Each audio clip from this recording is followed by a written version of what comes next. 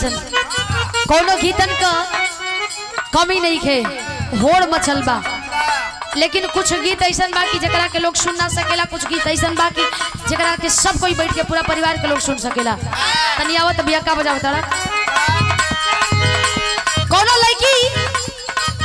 लड़का के समझावत दिया अपने लबहर के समझावत दिया कहतिया कि मान जा ना तो बड़ा बेकार हाल हो जाई तोहार का कहलस हारमोनियम बढ़ावत हो सभी कहे लड़की कि दुआरा पर शासन जब से आइल बा दुआरा पर शासन जब से आइल बा साचो जान जियर डराइल बा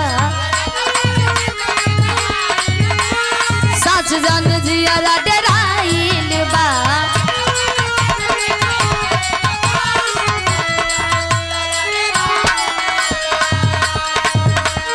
छोड़ देना कोई मदार हो वांटेड में नाम तो हर आइल बा वांटेड में नाम तो हर आइल बा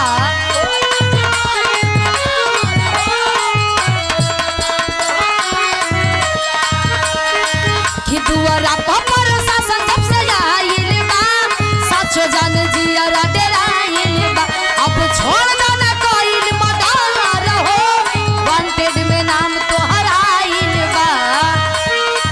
समझाओ तारे पगली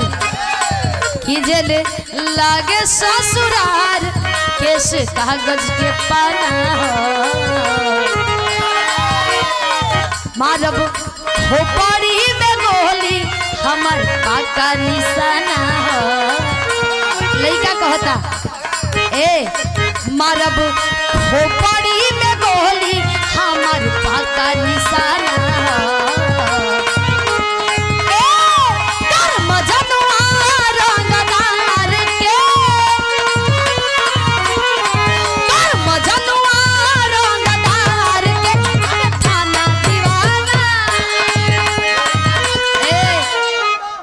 बीट पकड़ा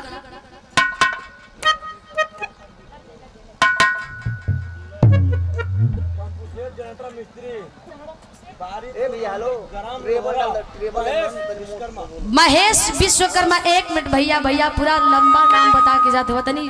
फिर से बता दा महेश विश्वकर्मा बारीपुर मंदिर ग्राम लोहरा पंपू सेठ जनरेटर मिस्त्री वाह 100 रुपया में पूरा नाम बोलवा गल बहुत बहुत धन्यवाद बा भैया के कहे का दुआरा पर शासन जब से आइल बा सच जान जिया डराइल बा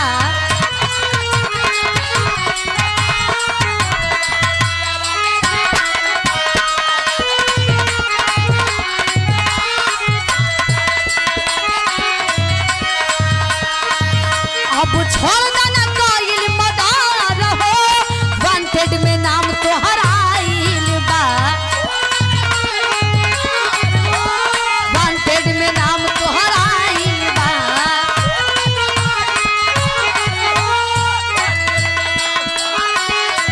लड़का कहे मारब खोपड़ी में गोली हमर पाका निशाना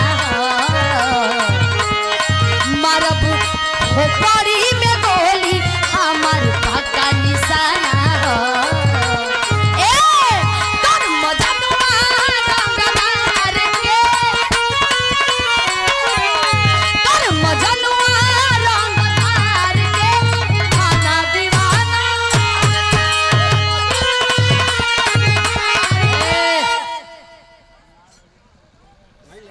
कैसन लगल अब तोरा आत्मा के शांति मिलल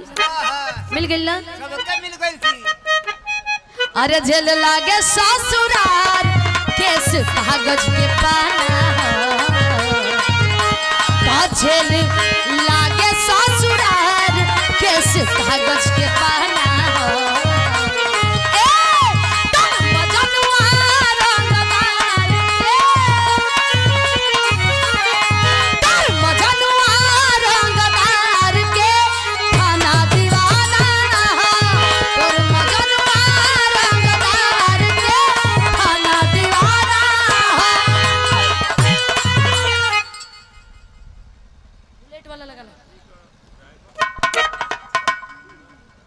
अरे वाह वाह वाह। और